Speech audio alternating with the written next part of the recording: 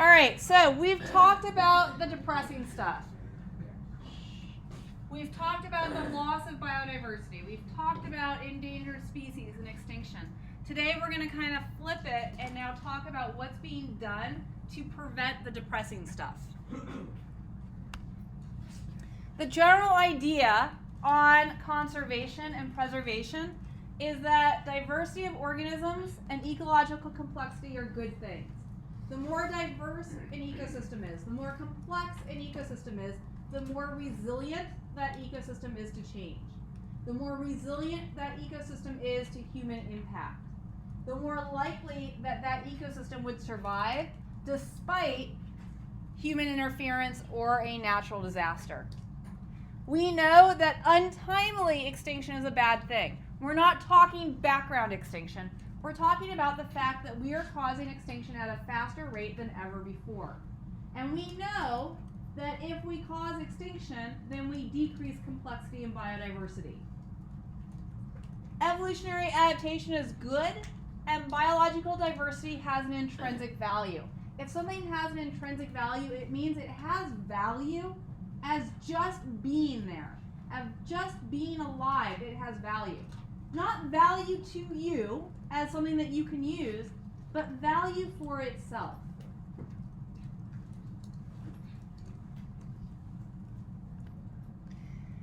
You've seen a lot of these acronyms before. You're going to see a lot of them again. Let me point out the most important ones on this list. The United Nations is a conglomerate of all of the governments that are getting together to have meaningful discussions on how to make the world a better place. A division or subset of the United Nations is the IUCN. IUCN is the International Union for Conservation of Nature. This is the group that makes the red list. Remember the categories of extinct, critically endangered, vulnerable, not threatened. Underneath IUCN, one of the boards that works is CITES. CITES is the Convention on International Trade and Endangered Species.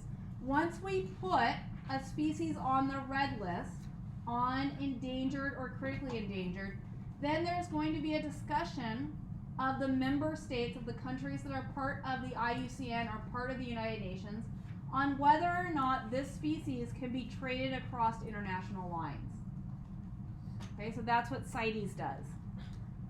The other ones on here, the WWF, World Wildlife Fund, these are the ones that are non-governmental agency. It's the one that advertises on TV all the time that you can donate to, and then they do great things with that money as far as setting aside nature preserves, as far as funding guards for endangered species, as far as making sure that these organisms continue to exist. NGOs, GOs, and IGOs. An IGO is an intergovernmental agency or organization. This is a bunch of different governments talking about how they're going to deal with the issues in the environment. Realize that the issues of the environment don't end at borders. So when we talk about our California condors that we're re-releasing into the wild, these condors have huge ranges. And the ones that we release in Santa Barbara, some of them will actually fly into Mexico, spend a couple of days, and fly back. Well, we need to have an agreement with Mexico about the protection of those birds, because we can't protect them in the United States and then say, but if they cross the border, it's all fair game. We need to make sure that they're safe no matter where they go, and that's where intergovernmental organizations or agencies take place. Government organizations are funded by the government, which means their funding depends on who's in power. So who you elect is going to determine the importance of these governmental agencies and therefore the work that they can do during any term of a president for the most part. Obviously President Trump, a lower value on the environment than some of our other presidents. And because of that, funding's been cut to a lot of these government organizations. That limits what they can do as far as protecting and conserving. They do research, regulation, monitoring, EPA, Forest Service, all of those are part of government organizations. Non-government agencies, or NGOs, non-government organizations, are not part of the government, and because of that, their funding is not dependent on who's in power. They don't have to go through all the red tape, right? If you're part of a government agency like the EPA, you're writing like 15 reports before anything gets done. An NGO can just go out and have action. They can make a change quicker. Very diverse groups. So you have World Wildlife Fund, which is somewhat conservative, and Greenpeace, which is very combative and liberal. So it's a very big span of how they go about doing what they need to do.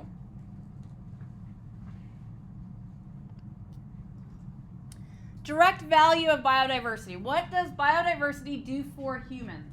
The first one is our food source, and we've talked about this before.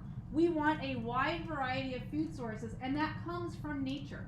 So our biodiversity is what allows us to have wheat bread, corn bread, white bread, spelt bread. Those are all different grasses that then we've harvested for our own use. And that biodiversity gives us this variety in those grasses. We've talked about the fact that we preserve heritage seeds.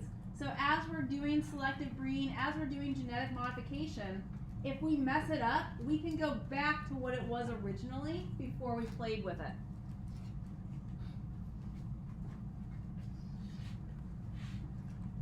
We get natural products from our biodiversity. We're going to get medicine. So aspirin comes from the bark of a tree, believe it or not, originally. We get fertilizers. There are people that go into caves and collect bat poop, guano, because it's high in phosphorus. And then you can buy that at your local gardening store and put it on your garden. Pesticides. We know that eucalyptus oil, which is the oil that comes off these trees that are out in our kind of campus, repels bugs. And so we can harvest that oil and use it as a natural pesticide. All of this is a value of our biodiversity and why we need to maintain it.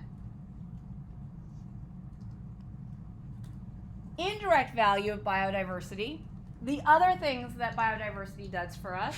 The first one is environmental services. An environmental service is something the environment does, and it's just being the environment that benefits man. First one is pollination of crops. If I have a big cornfield, I need all of that corn pollinated. My bees and my birds and my animals that are going through the cornfield are going to collect pollen on them and then distribute it on the next plant over. So I don't have to go out there manually with like a cotton swab and pollinate all my plants. They're going to do this for me. Obviously, our plants provide oxygen, and on the opposite end of that, they are taking in carbon dioxide. So our plants, our forests, are carbon sinks. So as we're polluting the environment by driving our cars with all of the carbon dioxide, the trees that are out there are sucking it in. That's going to help prevent climate change. We get rid of the trees, we get rid of that ecological service. There is scientific and educational value in our biodiversity. You guys saw the lizards that were in the trap, and I talked about how a lizard can lose its tail and regrow it. That ability to regenerate, if I can figure out how the lizard does that, what genetic mechanisms are in that lizard to regrow lost limbs, maybe we can apply that knowledge to humans and come up with a way for humans to regenerate lost limbs. There is an indirect value as far as biological controls, and I talked about how you guys can go buy ladybugs and sprinkle them on your rose bushes and they'll eat all the aphids. That's a value of biodiversity. Recreation and ecotourism. There is a value for how pretty the environment looks. So if you go to Costa Rica and you pay your money to go through the rainforest and see the monkeys and the lemurs and all of that, that's a service that rainforest is providing the people of Costa Rica, because lots of money goes into that economy based on us wanting just to come and see nature. Gene pools. We are now big into genetic modification. I can take the gene from a glowing jellyfish and put it into a mouse and make the mouse glow. Kind of a pointless experiment, but it looks cool. We can get the genes from these organisms that might be beneficial. And then biorights, the idea that every living thing has the right to maintain its life, to continue living.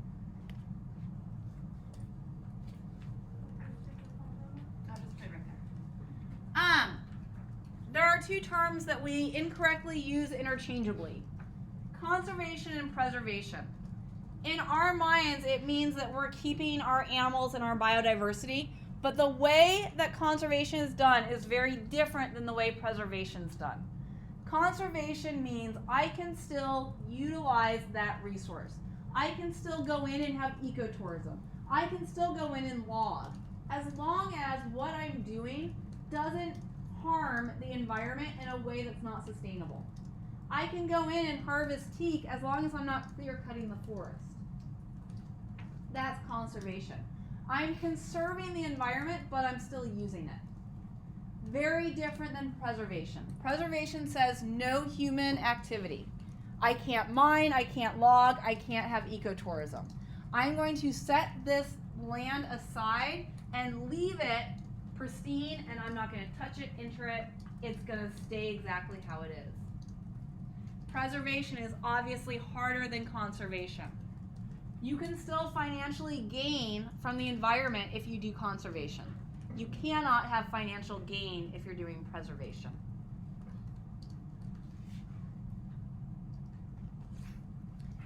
There is a battle between conservation and preservation, and that's economics. This battle is often fought during elections.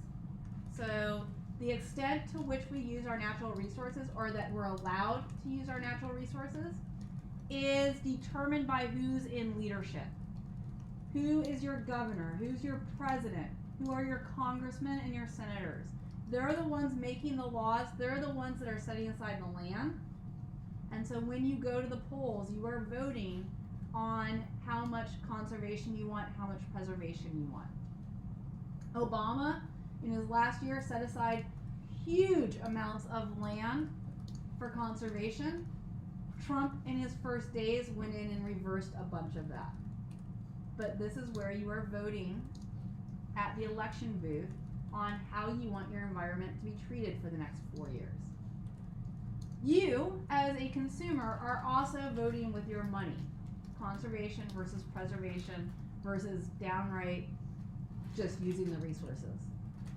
A couple of years ago, during our extreme drought, Arrowhead Water Company, it came out, we were in a 7-year drought at the time, that they were bottling their water from a spring in the mountains that they didn't have water rights to. That their permit to pull water from that spring had expired 15 years prior. No one had really caught on, but now it became a big deal because we're in a 7-year drought, and if they're bottling that water, the environment isn't getting that water, and that environment needed it. The animals and the plants needed the water. So how did consumers vote with their money? We stopped buying Arrowhead water. So the companies and the products that you buy, you are choosing with your money whether or not you're going to support a company and their environmental policies. I talked briefly about CITES. You guys, freshman year, probably saw Racing Extinction, where if you'll remember the movie, if you remember the scene, it's all the shark fins up on the roof drying. Well, part of that movie was the manta rays, and they were harvesting the manta rays only for the gills, not for the meat, not for anything else, just the gills, because in Chinese medicine, that was supposed to cure everything. Manta rays are endangered. They're part of the red list. And so the filmmakers and the scientists went to CITES, the convention, and they presented their data. And then all of the countries involved voted on what appendix the manta ray would end up on. Appendix 1 says that that species can't be internationally traded, period. You can't move the product across international lines. Appendix 2 says you can trade that species as long as its hunting or harvesting is done sustainably. Appendix 3 says there is an issue here with that species, but one or more countries says, no, we need it to be harvested. And there's an exception made. All right, so with the manta rays, they brought it to a vote. All of the countries voted to put it on Appendix 1, but what country? China. China did not have a good enough valid reason to put it on Appendix 3, So the law was passed that you can't internationally trade any product of the manta ray. That then protected the manta ray from hunting. So the only issue with CITES is they basically say, look, it's an agreement between Indonesia and China that China will not import manta ray gills. Who enforces it though? Indonesian government on that side of the border and Chinese government on the other side of the border. CITES is not a governing agency. They can't go in and put people in jail for breaking this law and trading internationally. They have to have it on faith that the countries involved on placing it on an appendix are going to have the teeth to enforce that ruling. China said, go ahead, kill the manta ray. So is China going to enforce it? Probably not, but who is? Indonesia, where it's originating from. We have very successful captive breeding programs, very successful zoos. You guys are close to one of the most successful programs in San Diego. Captive breeding. We bring the animals into the zoo, we're caring for the animals, and we are encouraging the breeding of those animals. Either, mom and dad getting it on, or in vitro fertilization where I take egg and sperm in a test tube and I make an embryo and then I put it in the animal. Very successful programs. The problem is most of the time these species are endangered because their habitat is gone. So no matter how many I get in a zoo, there's nowhere to put them and release them in the wild. So they'll only exist in zoos. Here's the deal. We've been successful where habitat still exists. California condor is the best example of this. In the 70s, there were 25 California condors left in the wild, period. 25 of these birds. It's a bird with a 9-foot wingspan, and they are scavengers. So there were 25 left. The zoo saw the problem, the researchers, and they had conversations with the Chumash Indians. The Chumash saw the bird as a religious icon, and so they didn't want to see it in captivity. After a lot of discussion, the zoo kind of won, and they went out and captured all 25 birds. The way they would do this is they'd dig a hole in the ground, and someone would go stand in that hole with a tarp over them, and then in front of the hole they'd put carrion, dead meat. So the condor would land to feed on the meat, and they'd throw the tarp over the bird and collect it in. They got all the last 25 birds. They then started a captive breeding program down at the Wild Animal Park. There were a lot of pitfalls as they learned how to do this with the condors. The first pitfall is they were just feeding the birds, right? Just like you would feed any other animal at the zoo. Well, these birds learn to associate humans with food. So this is now a bird with a 9-foot wingspan that is released in the wild, and it sees you at the beach with your hot dog and swoops down to eat your hot dog. Not great press for the San Diego Zoo as this 9-foot bird is attacking people for food. That's why they went to puppet feeding. So now there was no human-bird interaction. It was all puppets. And so they didn't say oh, humans have food, I'm gonna go hang out with the humans. The next issue they had is in the enclosures there weren't power lines. And so the birds weren't learning that a power line was dangerous. And so the birds released would hit the power lines and die. So they put power lines in the enclosures to teach the birds the power lines aren't good. The next hurdle that happened was it is an intrinsic behavior in these birds to feed their babies bone fragments, bone chips, because that's how the baby birds would get calcium. Well, the birds that were released from captivity that are now in the wild and having their own offspring in the wild, huge success, that we not only can release the birds, but they're breeding out in their natural habitat again. We're doing this intrinsic behavior of feeding their offspring, but they didn't know the difference between bone chips and trash. So some of the first chicks that were hatched were dying, and they would do the necropsy, the autopsy, and open up the belly, and it would be filled with bottle caps and wire and all of this trash. So they started putting out, for the mama birds in captivity, bone chips, So the babies would then learn to recognize what a bone chip is, and then when they'd have their own babies, they would do it. So we're getting really good. There are 450 birds in the wild now. They are all tagged. They all have radio transmitters on their wings, so we can keep track of them. Breeding pair in Zion National Park. Breeding pairs up in pinnacles. In the mountains above Santa Barbara and in the Grand Canyon is where the most common releases in our area are, so you can go see them. But we are also now starting to release in Mexico because that's part of their habitat. The issue is in California, all of our bullets are non-leaded. Not the case in Mexico. And so a rancher kills something that's attacking its cattle and leaves that carcass there. Well, the bullet it killed it with has lead in it. And so then the condor lands there, eats the meat, ingests the bullet, and gets lead poisoning. This is where those radio transmitters come in handy, is that they notice the bird's not moving. The San Diego Zoo will actually go down to Mexico, collect the bird back up, bring it and rehab it, and then release it again. So you have to have that intergovernmental agency kind of cooperation to bring these birds back and forth across international lines, because guess what? They're on Appendix 1 of CITES. So if they don't have this intergovernmental cooperation, it's hard to get the birds back and forth. There's also an educational piece here of trying to get the ranchers to use non-leaded bullets, to realize that the condors are fine. We don't need to worry about them, but you have to do everything in your power not to harm them. Botanical gardens and seed banks we've talked about. A botanical garden is like a zoo for plants. And we do captive breeding with our endangered plants in botanical gardens to collect the seeds to put into seed banks.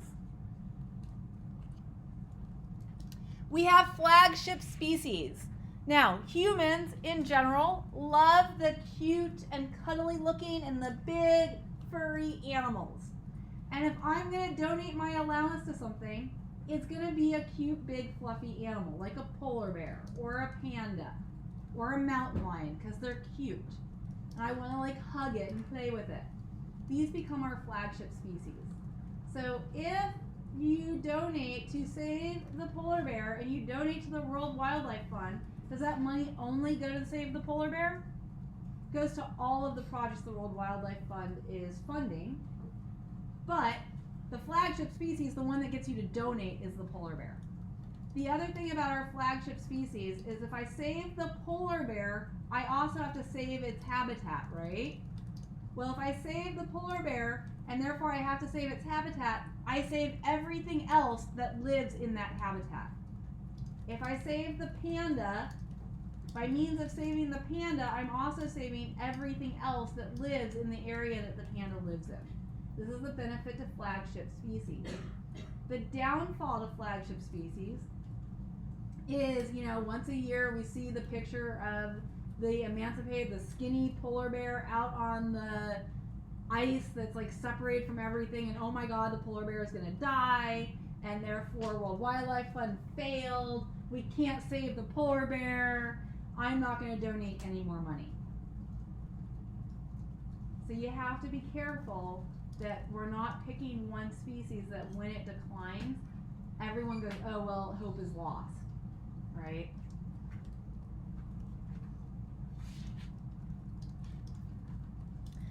A keystone species we've talked about before. These are the ones that you put into an environment and they change it. You take out of the environment and the whole ecosystem collapses. So remember the sea otter that eats the urchins. If you don't have sea otters, the urchins go nuts and they eat the kelp forests, and now we lose that entire ecosystem. Beavers are important. They're keystone species because beavers dam rivers, and now you've got a lake where there was a river, and think about the difference of things that live in a lake versus a river.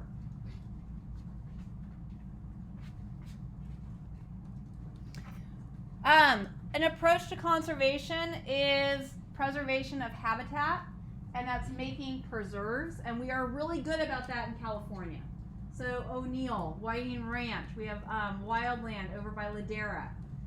All of this is there to preserve nature by saying, look, we're going to have our homes, but we know that the mountain lions and the coyotes and the bunnies all need a place to live too, and so we're going to give them a little bit of land. Aren't we generous, right?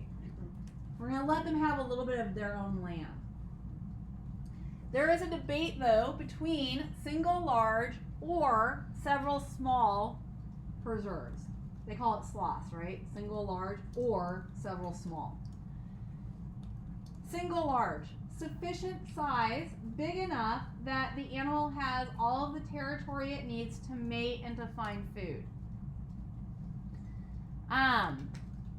You can have more species if you have more habitat. Takes a lot more land though, and in California we're a little greedy with our land.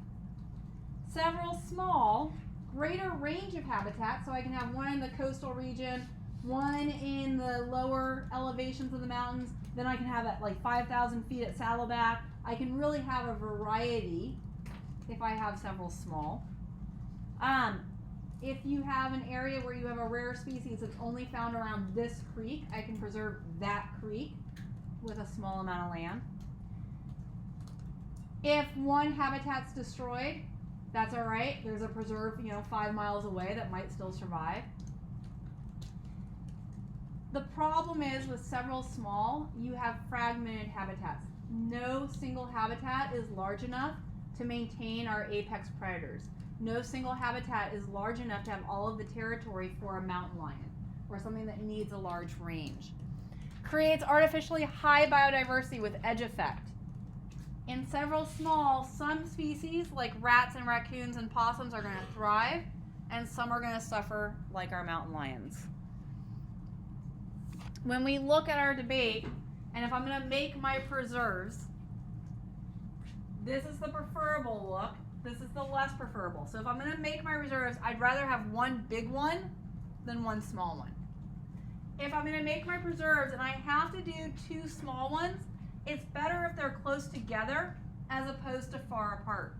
Because if you're a mountain lion and you need a big range, here there's very little human impact to go from one preserve to another. Here, that's a lot of humans and houses and cars to get between. It's better to have it in a circle versus an oval. What am I minimizing by having a circle versus an oval? 2 words, both begin with E. Edge. Edge effect, right? So we want the least amount of edge because edge is what gives you that artificial biodiversity. Edge is where those generalists are going to thrive. If I have to have several small preserves, I want corridors between them so that organisms can move from one preserve to another. If you guys have driven up Alicia towards Santa Margarita, there's that kind of wild area right where those 2 roads meet. That's a wildlife corridor. That's to take the animals from one preserve to O'Neill, essentially. That's why on that fence, next time your parents drive it, look carefully. There are signs that say, warning, high mountain lion activity. Guys, along Antonio, as you're going from RSM to Ladera, there's the golf course over there, and between the golf course and the road, there's kind of the stream bed where cross-country runs. Guess what? Wildlife corridor designed to move mountain lions from O'Neill to the wild area past Burr Park. That's why you don't want to be the slowest cross-country runner because lots of mountain lions there. They are talking about building a wildlife corridor over the 405 freeway. Remember we talked about P51 got hit on the 405 trying to get across? They're talking about building a wildlife corridor over the top, basically a bridge that would have native plants on it that would allow the mountain lions to move. Here's the problem with the proposed plan right now. It's Southern California and we are anthropogenic. We are all about the humans. And yes, oh my gosh, what a great thing we would do by building this wildlife corridor. They're talking about putting a bike path on it. Because now bikers can get over the freeway too. Anyone know what the person was doing who was killed by a mountain lion about 15 years ago in Whiting Ranch? He was mountain biking, right? So now we are putting humans where we are intentionally putting mountain lions. Not a great combination. Plus, do the mountain lions want to be where the humans are? No, so there's a lot of bikers or people walking or running, the mountain lions are going to go somewhere else, and they're still going to try and cross the freeway where there's not human impact. So if we are going to build corridors, we have to be very conscious about what we're putting in those corridors. That is the last of the information for your exam that you have on November 4th. Don't forget, there are study guides. Don't forget there is extra credit online. Some of y'all need it. You have the rest of the period, it's about 15 minutes, to work on the lab that's due tomorrow.